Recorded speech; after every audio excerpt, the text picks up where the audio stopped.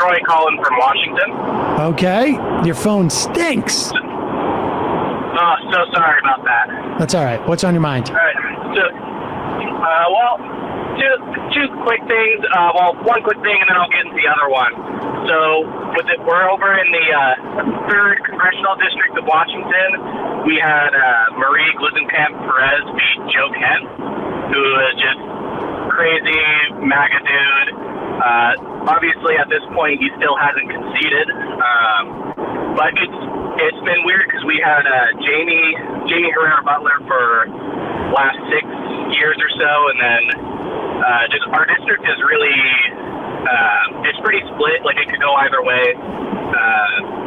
But since Jamie was pretty moderate, she stayed in for a while. Joe Kent ended up primarying her out, but I think the general agreement with a lot of people here is if Jamie was still in, she would have ended up beating Marie. So I've seen other places where like the moderates aren't like doing as well if they're kind of leaning towards like the Republican stuff over in New York, but it seemed to work out pretty well over here. Right. Well, you're saying the moderate Democrat is doing better in Washington than in New York? Well, it seemed like in New York, like a lot of like the Republicans picked up a lot of seats over there that maybe wouldn't have happened otherwise. It seems like they were going hard into all the crime stuff.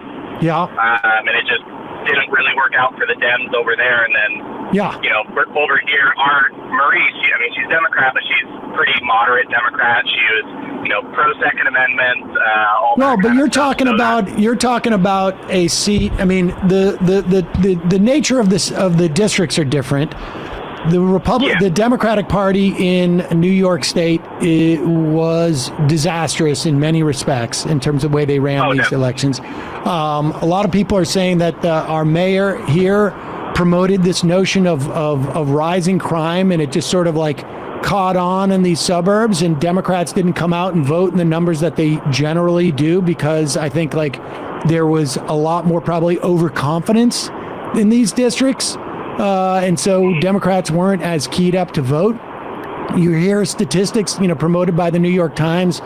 Crime is up by 40% on the subways. 40%. That's a huge number. Yeah. Until you realize that ridership is up 38%.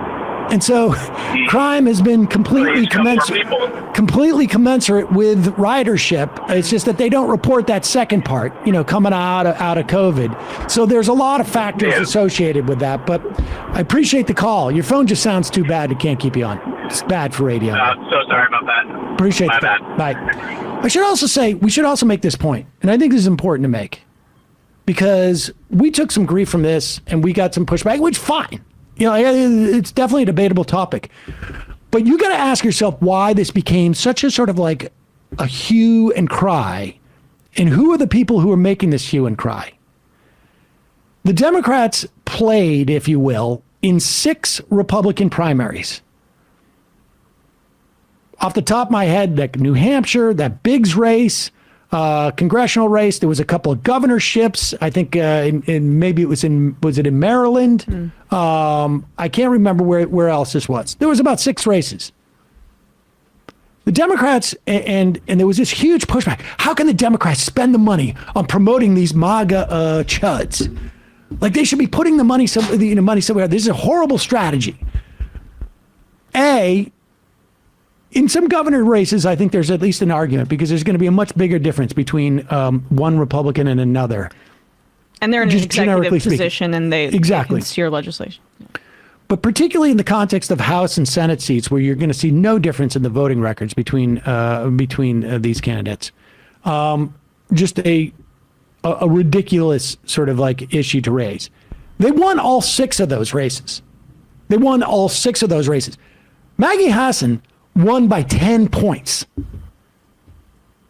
That was a seat that was supposedly in jeopardy. Won by 10 points. So, you know, like, just I just don't want that to go down the memory hole because, a lot of people were like getting very righteous about this stuff. And the point with electoral politics is strategy and tactics and winning. Period. End of story. It is to get the best candidate who can win to win. It is rarely a great candidate in terms of like ideology, but rarely, maybe never. Let's just assume never. Lincoln wasn't the most anti-slavery Republican. No, it is like the point is you have two choices. In 99% of the races, there are two viable choices. And the point is which one is closest to your ideology, closest to you on the issues, and how do you get that person to win? That's what voting is. It is not about like your self-expression. It is not a reflection on who you are or your values or any of that stuff. None of it. It is electing the person who is going to be the closest to your position possible. If you can come up with a theory that by having the other person win, that somehow that's going to bring about your desired issue set better, then promote that theory. But it's never that. It's never that.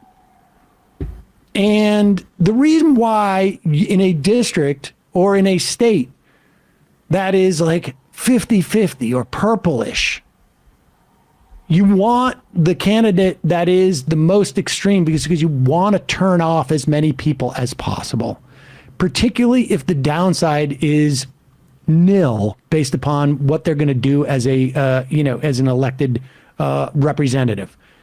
I can see the argument that there's more jeopardy associated with a governor's race. But even still.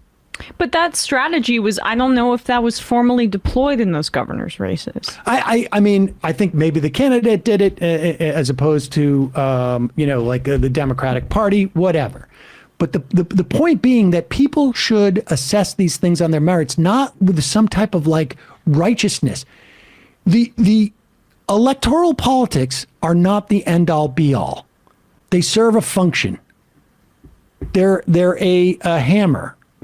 They're just a tool in the toolbox, and you deploy it in the smartest way possible. It is not a mode of self-expression, and people are just dumb about it. I agree. It's also just, I think it's easy to put it in the Democratic leadership sucks bucket as opposed to examining it more thoroughly. Were we talking about this in the context of the labor stuff? What do you mean? Like, are you talking about Biden selling out, or why are we talking about electoral politics being worthwhile? What's the context? Well, I'm just talking about just like this came up in terms of extreme candidates being promoted by the Pied Piper. Yeah. Team Old Matt, did you support Clinton's Pied Piper strategy? Well, I wasn't aware of it until well after Donald Trump was the nominee. I think that came out in the Podesta leaks. Yeah. But I supported Trump in the Republican primary to the extent I quote supported anyone. Like I don't. Let me put it this way. Like I think that Clinton was uniquely ill-suited to face Donald Trump. Right. And I criticized the way that she ran against Donald Trump because I think it was wrong. Do I think that Donald Trump was the easiest candidate to beat in the general election in a generic sense? Yes. I do. I think that honestly, Martin O'Malley would have beaten Trump. The problem with that wasn't Pied Piper; it was Hillary Clinton. Yeah. It was Hillary Clinton screwed up and let's be clear, they didn't do enough. Like they didn't run against the Republican Party. They didn't tie the Republican Party into it. They didn't make Mitch McConnell. They didn't make Mitch McConnell and Paul Ryan distanced themselves from Donald Trump. Also, a Pied Piper didn't. strategy in a presidential election is so different than doing it for a Senate race or a House race. Like, people forget that, like, basically the entire rule book is thrown out in the presidential election in the general. It's the same. It's like fundraising matters a lot less on the presidential level because the dollar for dollar amount that's going to get like matter for you on as a presidential candidate is very different than a House race or a Senate race because you have all this free media. So like there's just it's not applicable to our current context, what you're talking about, right? I still think that, like, look, again, I've used this example 100 times. If the dealer's showing a 6 and you've got a 9, let's say, you get a 4 and a 5, or let's say you get a 12 or 13, the best thing for you to do is to play the odds and have the dealer bust. You're not necessary. Even if you lose that hand, it's still the best bet. And I think in terms of, like, you know, if I had to bet which candidate do I want to face in the general election, I would have said Donald Trump. It's still a good bet, even when you lose, because you're just playing the odds. But in this instance, I think the failure was not so much Donald Trump winning so much. It was Hillary Clinton losing so much. Yeah. I mean, that, you know, like, do I think that she could have beaten Jeb Bush? Probably. But I also think Martin O'Malley could have beaten Donald Trump. O'Malley would have won, in other words. Hashtag O'Malley would have won. Mm-hmm. Joe Webb would have won. Right? That was his name? God. Who's Joe Webb? No, the other Democrat in that. It was Martin O'Malley. No, there was Jim Webb. Jim Webb. Jim Webb, yeah, I mean, he's a lunatic. Calling from a 586 area code. Who's this we're calling?